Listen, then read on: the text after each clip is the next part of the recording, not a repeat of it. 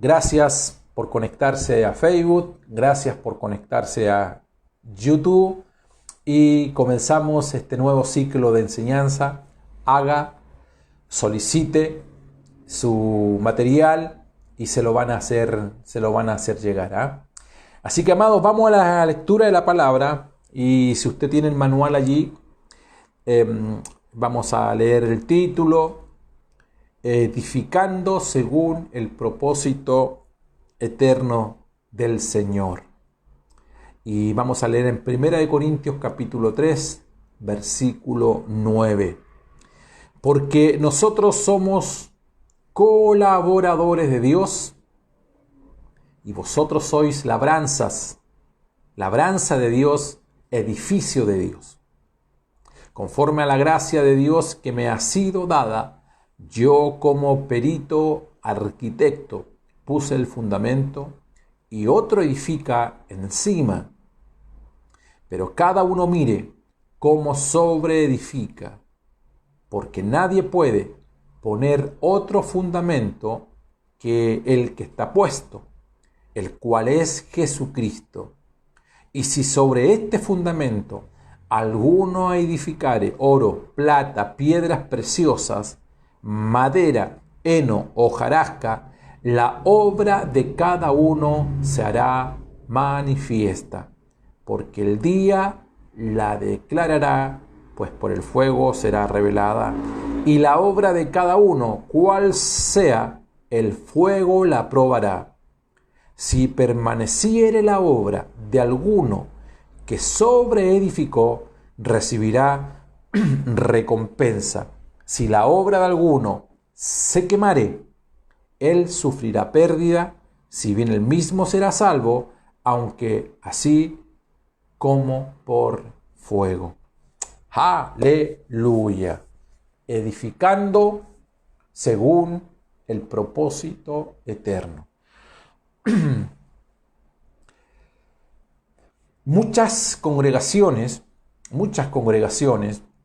en este periodo, en estos últimos 10 meses, han tenido que entrar sí o sí en una transición. Han transitado, algunos han tenido que aprender, hemos tenido que aprender muchas cosas que no estaba en nuestra agenda. La verdad que esto es global, esto no es adjudicado solamente a las congregaciones, también es a las empresas, al mundo empresarial, al mundo de los negocios, donde mucha gente de un 2x3 la vida le cambió. El mundo al cual estaban acostumbrados o estábamos acostumbrados, algo ocurrió, ya todos sabemos lo que ocurrió, algo aconteció. Los jóvenes que van a la universidad dejaron de ir a la universidad, los que iban a la enseñanza media tuvieron que dejar de ir, así sucesivamente, los jardines infantiles, los que iban a trabajar, aquellos que se levantaban temprano, que tenían que recorrer 1 hora en tránsito, finalmente algo ocurrió, algo pasó. Solo que dejaron de estar de manera presencial en sus respectivos lugares físicos, pero tuvimos que aprender, y muchos tuvieron que aprender a hacer la misma labor, pero a través de estos medios. Por lo tanto, quienes no sabían usar las redes sociales y quizás tenían planificado crecer en un mayor conocimiento, información y desarrollo en el largo o en el mediano o en el largo plazo, pero todo aquello se aceleró rápidamente y el que no sabía conectarse por WhatsApp tuvo que aprender a conectarse por WhatsApp. El que no sabía conectarse por Facebook, por YouTube, por Zoom y otras herramientas o mecanismos de las redes sociales, tuvimos que aprender. Por favor, quiero que esto de manera entre comillas, podamos llevarlo a la labor de las congregaciones. Muchas congregaciones tuvieron que dar un vuelco total, completo, a la realidad o a la vida que se llevaba a cabo en la congregación, le voy a colocar en la vida de iglesia. Porque de un momento a otro, quienes por años estaban acostumbrados que lo único que servía, que valía, era estar de manera presencial. Cuando digo de manera presencial, me refiero a tener que cambiarte ropa cuando llegas a casa, tomar tu carro, tu vehículo, tu bicicleta, tu moto, o caminar simplemente, tomar un vehículo y llegar al lugar donde se encuentra el edificio o el salón donde todos de alguna u otra forma lo hacíamos, porque allí nos congregábamos. De un momento a otro todo eso cambió. Y hoy nos damos cuenta que hemos transitado durante todos estos meses y muchos tuvieron que forzosamente obligados a entrar en esta transición para que finalmente podamos estar conectados esta noche. A ver, la salvedad a este punto es la siguiente. Creo que algunos ya veníamos en una transición hace muchos años atrás, debido a que Dios estaba restaurando su iglesia o áreas de la iglesia, o Dios nos estaba sacudiendo o nos venía sacudiendo desde hace mucho tiempo ya. Entonces, yo uso ese ejemplo de una realidad que es verdad, valga la redundancia, que estamos viviendo, que hemos tenido que transitar mentalmente, psicológicamente, emocionalmente, a esto a lo cual estamos haciendo esta noche, y que lo he repetido un centenar de veces, que evidentemente no es la realidad, porque la realidad es estar de manera presencial, y lo presencial jamás va a ser reemplazado, pero Dios tiene mecanismos, de modo que su iglesia, que es el cuerpo de Cristo, funcione, siga en su labor y en su tarea. Hay 5 cosas que hemos venido transitando durante este último tiempo, que a mi modo de ver representan las cosas básicas a las cuales Dios nos ha venido sumergiendo, de modo que tengamos claridad de qué se trata el propósito conforme al diseño de Dios. Por favor, quiero que levante su mano allí. No sé si usted me va a hacer caso. ¿Y cómo yo sé si usted me va a hacer caso? Porque usted lo va a escribir y va a coloque: estamos edificando según el propósito de Dios, según el diseño de Dios, no mi diseño. Escríbalo como mejor a usted le parezca. Pero el punto es el siguiente: no es nuestro diseño, es el diseño del Señor. Todos los problemas que tenemos hoy en día como iglesia es porque en algún punto de la historia algo ocurrió, hubo un quiebre, y el hombre comenzó a edificar conforme a su propio diseño y se dejó el diseño de Dios de lado. Hay un costo muy alto, repito, hay un costo muy alto, el cual debemos pagar e ir en pos de ese diseño. ¿Cuáles son los 5 aspectos que de alguna u otra forma hemos tenido que transitar? Estoy hablando de puntos básicos, aspectos que sí o sí Dios nos ha obligado a sumergirnos. Y estos son, usted lo tiene, se los voy a... Número 1, hemos tenido que transitar, o lo voy a decir de manera muy humilde, estamos transitando de una visión pastoral a una visión apostólica. No ha sido fácil aquello. No ha sido fácil. Estamos hablando de diseño, no estamos hablando de corazón. No estamos hablando de una visión romántica, visceral. No estamos hablando, y no digo que esto esté malo, estamos hablando de un diseño. Lo segundo, Hemos cambiado y hemos transitado de una visión templista, presencial, física, 4 paredes, a una visión de reino. Siempre pensábamos que la iglesia era el lugar donde íbamos. ¿Dónde está tu iglesia? ¿A qué iglesia vas tú? Mi iglesia es más grande que la tuya. ¿Qué música toca tu iglesia? ¿Tu pastor predica las mismas cosas que mi pastor? No sé si usted me sigue o comprende o entiende hacia dónde vamos, pero hemos desarrollado en este último tiempo, y algunos lo hemos venido trabajando por muchos años, a golpes, y finalmente transitado de una visión de templo a una visión de reino.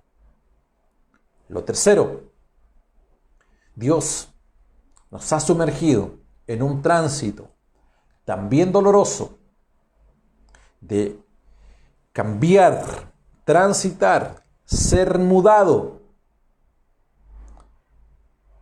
de la ley a la gracia. De la ley a la gracia.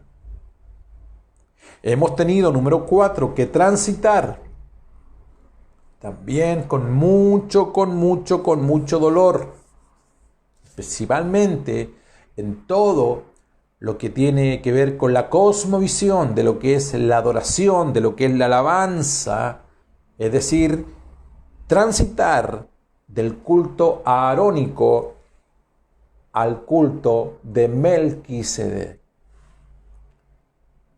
Tiene que ver lo mismo con la ley y la gracia. Repito esos 4. Una visión pastoral a una visión apostólica. Una visión templista a una visión de reino. Hemos transitado y hemos sido mudados de la ley a la gracia. Estamos siendo transitados del culto aarónico al culto de Melquisedec. Y finalmente, Dios nos ha hecho transitar desde el viejo pacto al nuevo pacto. Y estos 5 puntos son mezclas que operan fuertemente al interior de las congregaciones. Las tenemos acá, las tenemos tan arraigadas que evidentemente no hay intencionalidad al momento de operar. Son parte de nosotros, son parte de nuestras tradiciones, parte de nuestra cultura. Pero por favor, sígame el título. Estamos hablando de diseño. Y usted puso allí, espero que lo haya puesto, usted escribió allí. Y si no lo escribió, le quedó acá. ¿Qué es? No se trata de mi diseño. Se trata del diseño de Dios. Estamos hablando de un diseño, estamos hablando de un gráfico, estamos hablando de un plano.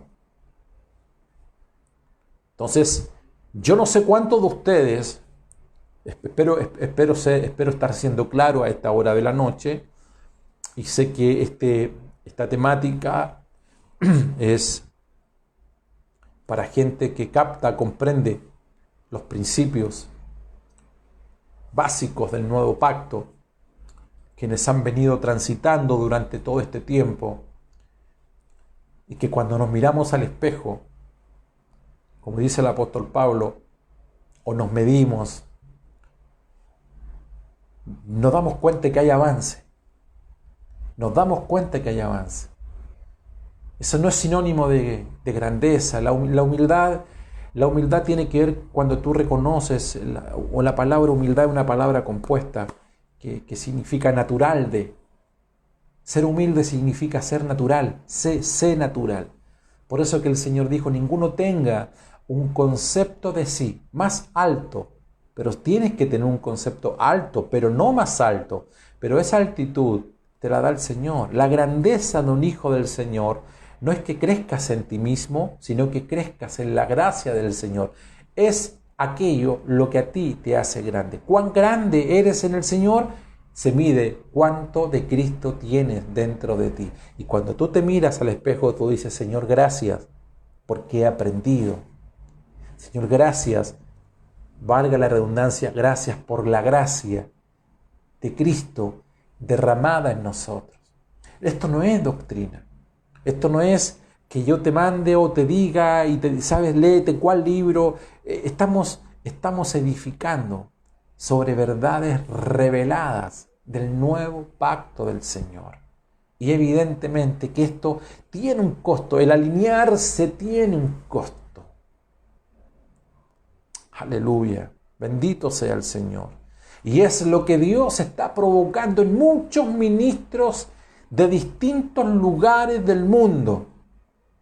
Por eso cuando decíamos que todo lo que tenga que ser sacudido, va a ser sacudido. Y los primeros que somos sacudidos somos nosotros, los hombres que Dios tiene al mando, digamos, o somos parte de un equipo de hombres y mujeres que Dios tiene, digamos, dirigiendo una congregación, pero que muchas veces nuestras decisiones son más viscerales, pastorales que apostólicas.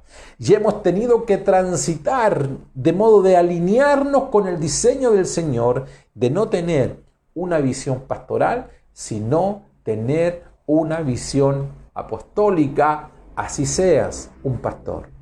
Una visión apostólica, así seas un evangelista. Una visión apostólica, así seas un maestro de la palabra. Una visión apostólica, indistintamente cuál es la asignación y la función que Dios a ti te ha dado para la edificación de la iglesia del Señor. Por lo tanto, al que más se le da, dígalo usted, más se le demanda. Y eso significa que los niveles de espiritualidad, en el caso nuestro, siempre van a ser superiores a aquellos que aún se encuentran en el mundo de la tradición. Nosotros estamos desafiados por el Señor. Estamos siendo impulsados por el Señor. Con una única función y rol, que es edificar. Pero edificar requiere que tengamos claridad, cuál es el diseño. Por eso que cuando ¿te acuerdas lo que hemos hablado los domingos? Cuando tus sentidos espirituales son abiertos, amados, tú te abres a una realidad espiritual, la cual te desafía, amplías, porque entendemos que cuando la Biblia dice que Cristo, que el apóstol Pablo nos habla de su altura, diga conmigo altura, anchura, longitud, profundidad. Y cuando los sentidos espirituales nuestros comienzan a ser abiertos en lo que es su sabiduría, en lo que es la comprensión espiritual, en lo que es la inteligencia espiritual, nuestros sentidos espirituales se amplían. Vemos más de lo que antes veíamos. Nuestra capacidad de alcance es tremenda y gloriosa. Entonces, ahí, ¿qué ocurre? Nos damos cuenta que nuestra visión ya no es local, sino es global. Ya no es personal, sino es corporativa. Ya no es algo mío individual, es colectivo. Tenemos conciencia de lo que es el cuerpo de Cristo. Vamos creciendo, vamos avanzando. Antes era la iglesia local, lo dije al comienzo. ¿A qué iglesia tú perteneces? Y aunque uno sabe que no hay maldad ni intención en la pregunta, porque hay sinceridad. Yo le llamo los sinceros equivocados. Tú y yo. No es para que le demos un sermón a esa persona que te está haciendo esa pregunta. Pero tú sabes que la iglesia no es local. Tú sabes que la iglesia es global. Tú sabes que no es tu iglesia. No es tu iglesia, sino que tú eres iglesia. Se trata de algo corporativo, de algo vivo. Es el cuerpo de Cristo. Y no es individual, es colectivo. ¿Qué significa eso? Que lo que a ti te afecta, también le afecta a otros. ¿Tú te alegras con los que se alegran? ¿Lloras con los que lloran? Por lo general nosotros en esto último no tenemos mayores problemas. Cuando te piden oración por un enfermo que tú conoces, ¿qué haces? Lo contactamos, pedimos ayuda. Los WhatsApp comienzan rápidamente a circular. Oración por tal hermano, está enfermo. Y ¿sabes? Nos unimos, ¿sabes? Nosotros tenemos una capacidad en el Señor. ¿Cuál es? Nos unimos en el dolor. Nos unimos. Tenemos la capacidad de abrazar. Estamos abiertos a la sensibilidad, a la empatía. ¿Sabes cuál es el problema que nosotros tenemos? Que no tenemos esa misma capacidad para alegrarnos del éxito de otra persona. Cuando alguien está enfermo, oremos por el hermano. Oremos. Ayudémosle. Quizás tiene problema económico. Vamos, entre todos hagamos algo. Y lo hacemos. Pero cuando alguien se alegra y la misma experiencia, en vez de pedir oración porque tiene un hijo enfermo, la persona dice, amado, gracias al Señor, me salió mi casa. ¿Y cuántos se alegran? Ok. No. Cuando alguien se goza, cuando alguien está viviendo un momento de júbilo, no es local, es global, no es personal, es colectivo. Lo que a ti te hace reír, a mí me hace reír. Lo que a ti te hace llorar, a mí me hace llorar. En este tiempo hay congregaciones que se han cerrado.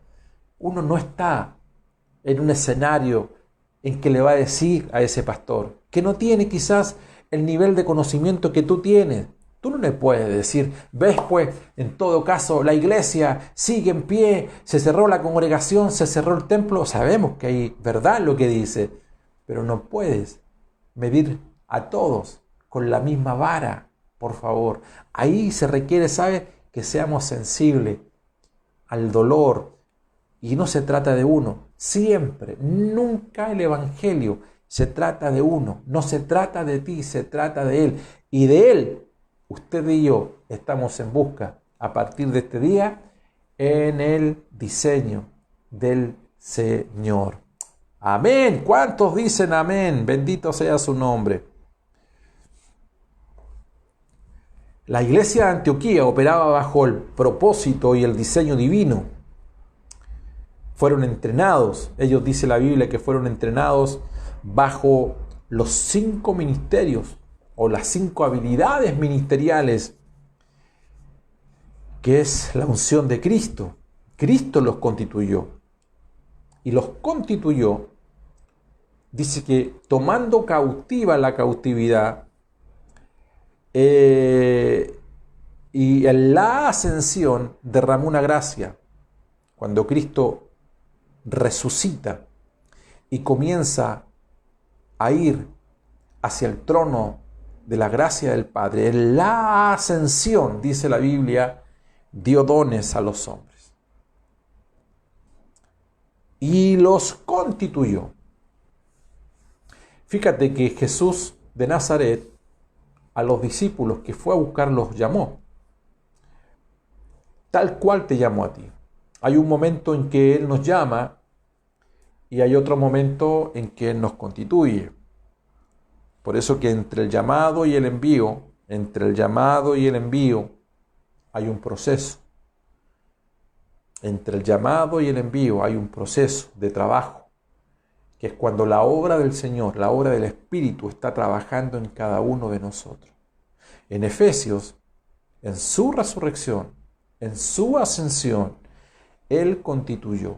A unos llamó apóstoles, a otros profetas, a otros evangelistas, a otros pastores y maestros.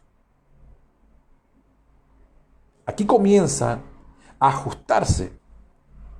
Aquí comienza a haber un alineamiento hacia el propósito eterno. Aquí se abre un escenario distinto. Aquí queda un diseño. Y los diseños hay que saber leerlos. Hay que saber interpretarlos. Y por eso que el apóstol Pablo sí sabía leer. Sí sabía interpretar los planos. Y por eso que dice que él es perito arquitecto. Primera de Corintios 3:10. Perito arquitecto. Usted quiere construir una casa, por lo menos en algunas regiones o municipios del país nuestro en Chile, cuando tú quieres construir una casa o cuando quieres hacer un segundo piso o ampliar la vivienda, la autoridad te exige un mapa, un plano, un diseño. Pero tú no puedes llegar a tu casa simplemente, fácilmente, llegar y sacar una hoja, hacer un dibujo y porque se te ocurre así como así. No es así. Tú puedes hacer el dibujo que tú quieras. De hecho, lo puedes hacer. Y puedes tener a tu hija o a tu hijo que son expertos dibujantes. Pero ¿sabes qué requiere ese gráfico, ese diseño, ese plano? Requiere un timbre, requiere una firma. Y esa firma solamente te la puede dar un arquitecto autorizado, vale decir, un perito arquitecto. Amados, no sé si me siguen a donde queremos. ¿Cuántos de nosotros nos sentimos lejos de esto? De no saber interpretar, leer el avance, los códigos, los símbolos.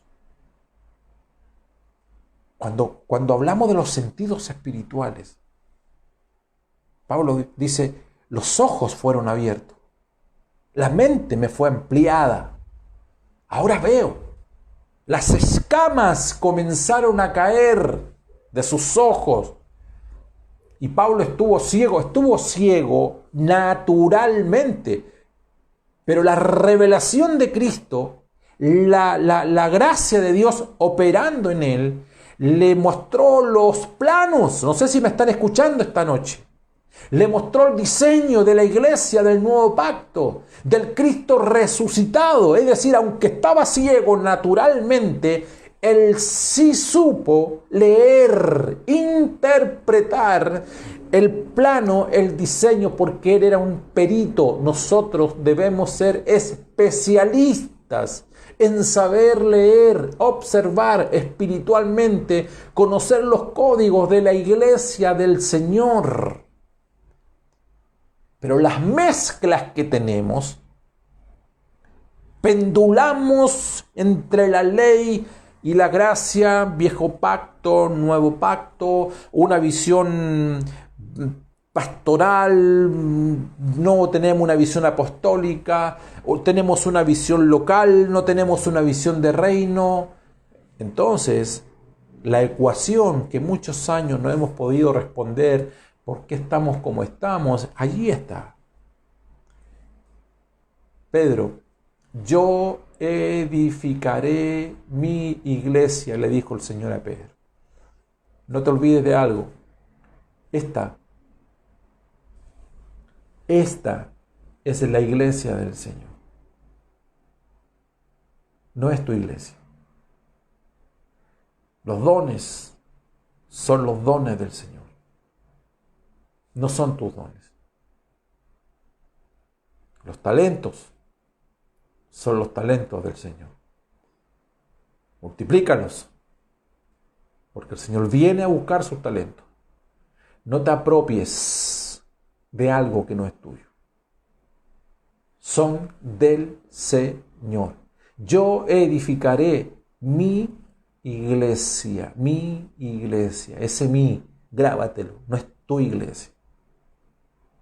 Ni tú ni yo tenemos derecho siquiera a alterar una tilde de este plano y de este diseño. Bendito sea el Señor. Por eso que es importante reconocer la tarea de la edificación. Es un proceso práctico, no es un proceso fácil. Esto no es mágico. Es un tema que es la obra del Señor actuando en cada uno de nosotros. ¿Cuántos estamos dispuestos a que Dios siga trabajando? Yo se lo digo, yo se lo dije al Señor hace ya algunos años atrás. Señor, si tú comienzas o comenzaste esto y me desarmaste todo, por mucho tiempo tú me desarmabas y yo quería armar las cosas. Y venía Dios, me desarmaba algo y yo en mi ímpetu e impulso lo volvía a armar. Y hasta que un día le dije, Señor, no. Si tú empezaste esto, yo no voy a colocar ni un ápice de mi fuerza, Señor. El que comienza la obra, Señor, tu palabra lo dice. La culmina, la perfecciona. Y yo estoy en ese punto de la vida ministerial. Señor, termina lo que empezaste, sacude todo lo que tengas que sacudir. ¿Cuántos están de acuerdo a esta hora de la noche? Vamos a ver algunos principios generales de la edificación. Número 1. Todo lo que se edifica nace de un propósito del Creador. La iglesia del Señor no es un fenómeno que apareció así de repente, de la nada, como un fenómeno sociológico. Los fenómenos sociológicos surgen y aparecen por la necesidad de la gente. Entonces, cuando hay ciertas situaciones que ocurren en la necesidad, ocurre un fenómeno porque la gente induce y genera aquella situación o aquella experiencia. La iglesia no nace por la necesidad de algunos creyentes de juntarse, reunirse y decir, hagamos una iglesia. No, esto parte por una necesidad de Dios, del cielo. La iglesia del Señor responde a un propósito y a un diseño divino. No es mi necesidad, es la necesidad del Señor. A un propósito de Dios. ¿Qué es propósito? Propósito se define como la razón, el resultado deseado para comenzar a producir algo. Dicho más sencillamente, es el porqué de las cosas. ¿Porqué de la existencia de algo, de alguien? Es el propósito, es el resultado predeterminado, establecido o intencionalmente de algo. Vale decir propósito, responde a algo. Responde a algo. Por eso que cuando nosotros nos preguntamos cuál es el propósito, nos estamos preguntando cuál es la razón fundamental del por qué ocurre, acontece lo que me está ocurriendo, lo que me está pasando. Esto no es casualidad. Esto no es porque Dios tiró los dados de la suerte. No. Nosotros no somos factor suerte. Nosotros respondemos a un diseño, a un propósito de parte del Señor que surge desde la eternidad. Eso a mí me alegra a esta hora de la noche, cuando yo he comprendido en mi vida espiritual, y mis sentidos espirituales comienzan a ser alterados por esta realidad divina. Bendito sea su nombre. Yo digo, Señor, gracias, porque entiendo, comprendo. Mi mente es limitada. Mis emociones son limitadas. Gracias porque mis sentidos han sido abiertos y comprendo que yo no soy una casualidad en esta tierra. No soy una casualidad ni en Chile ni en Santiago de Chile. Yo respondo a un diseño de parte del Señor. David decía, decía David, yo vi, y ahí estaban escritas todas las cosas. ¿Sabe lo que vio David? David supo leer el genoma humano, el ADN. Y David leyó y dijo, yo vi que allí estaban escritas. Si tú tienes esa visión del Señor y puedes allí, estoy hablando de todo esto virtualmente, abrir los planos, tira todos esos planos allí en tu mesa, aprenda a leer los códigos del Señor y te vas a dar cuenta que en esos planos, si sabes leerlo y le dices, Señor, abre los ojos de mi entendimiento, yo voy a ver que allí están escritas todas las cosas que tú desde antes de la fundación del mundo has preparado para mí. Yo estoy viendo a mi hijo, yo estoy viendo a mi hija, yo estoy viendo cuando mi hijo crezca, qué va a estudiar, estoy viendo, Señor, con quién se va a casar. Señor, allí están escritas todas las cosas. Lo único que te pido, Señor, es que nada de lo que acontezca y de lo que ocurra me lleve a alterar los planos ni tu diseño. Aleluya. Qué grande es el Señor. El propósito determina la razón de ser y lo que es correcto hacer. Cuando tú sabes quién sabes y sabes quién eres y de dónde vienes, entonces ya tú sabes qué hacer. Tú no ambulas por esta vida, ni emocionalmente, ni tus pensamientos pendulan de un lado a otro. No hay desorientación en ti. Siempre va a haber rectitud. Siempre sabrás cuál es el medio que debes usar, porque siempre sabrás cuál es el norte donde tienes que llegar. Aleluya. Bendito sea su nombre. Me quedan poquitos minutos. Uno de los pastores que yo leía mucho, tengo muchos libros de él, él ya falleció hace muchos años atrás, el pastor Myles Munroe. Y él hizo una poderosa declaración que a mí me ha bendecido y me ha ayudado mucho en mi vida. Y él dijo, la mayor tragedia en la vida de un hombre no es la muerte, sino es vivir una vida sin descubrir y desarrollar el propósito de su existencia. Lo leo nuevamente, por si alguien lo puede escribir allí. La mayor tragedia de la vida de un hombre no es la muerte. La mayor tragedia en la vida de un hombre no es la muerte, sino vivir una vida sin descubrir y desarrollar el propósito de su existencia. Si no es vivir una vida sin descubrir y desarrollar el propósito de su existencia. El descubrimiento más grande en la vida de una persona, y estoy terminando, es el propósito de por qué tú estás aquí. Y cuando lo descubres, vas a usar todos los mecanismos habidos y por haber para llevar a cabo ese propósito.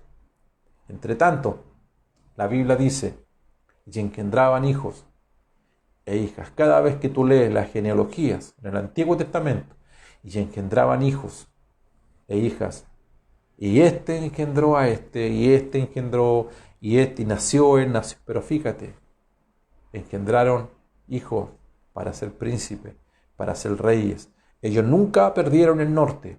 Ellos engendraban hijos, tenían su vida, construían arca, construían tabernáculo, construían templo, pero nunca perdieron el objetivo, la razón de por qué Dios los había escogido. Aleluya, bendito sea su nombre, bendito sea su nombre. Cuando hablamos de propósito, y termino con esta cita bíblica, nunca te olvides lo que dice el Salmo 138:8. Jehová cumplirá su propósito en mí. Su misericordia, oh Jehová, es para siempre. No desampares la obra de tus manos. Dios cumplirá su propósito en ti. Estamos recién comenzando. Estamos en la introducción de este hermoso tema que no tengo duda alguna que les va a bendecir. Ha sido un grato honor, una honra. Deje sus comentarios esta noche. Estamos para servirle. Gracias por sus oraciones. Gracias por su respeto. Gracias por su generosidad. Gracias por su amor. Muchas gracias. Les amo, les bendigo. Que la gracia y el favor de nuestro Señor Jesucristo sobreabunde de manera abundante en sus vidas, en sus familias, y a cuidarse. Desde acá, desde la comuna de La Florida, Santiago de Chile, abrazos y bendiciones.